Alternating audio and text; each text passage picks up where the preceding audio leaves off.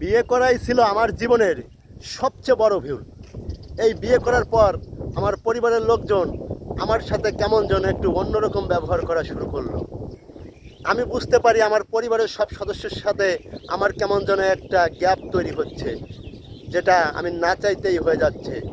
সবাই আমাকে একটু অন্য চোখে দেখছে। আমার স্ত্রী আর আমার মায়ের সাথে তেমন তাদের মিলমিশ হচ্ছিল না। তারা যে কোনো বিষয় নিয়ে এই সেই নিয়ে ছোটোখাটো বিষয় নিয়ে কথা কাটাকাটি করা শুরু করে। আমি সারাদিন অফিস থেকে এসে যখন বাসায় আসি তখন আমার বইয়ের ঘ্যানঘ্যানানি, সারাদিন তোমার মা এই করছে, তোমার ভাই এই করছে, তোমার বোন এই করছে, সব মিলে আমার জীবনটা আর তেজপাতা করে দিচ্ছে এরা। আমি তখন মনে মনে ভাবলাম আমার বিয়ে করাই হচ্ছে আমার জীবনের সবচেয়ে বড় ভুল। কারণ আমি যখন বেকার ছিলাম, অর্থাৎ অবিবাহিত ছিলাম, তখন আমি নিলেবিলে ঘুরে বেড়াচ্ছি, কোনো সমস্যা ছিল না, সবাই আমার সাথে খুব ভালো ব্যবহার করছে।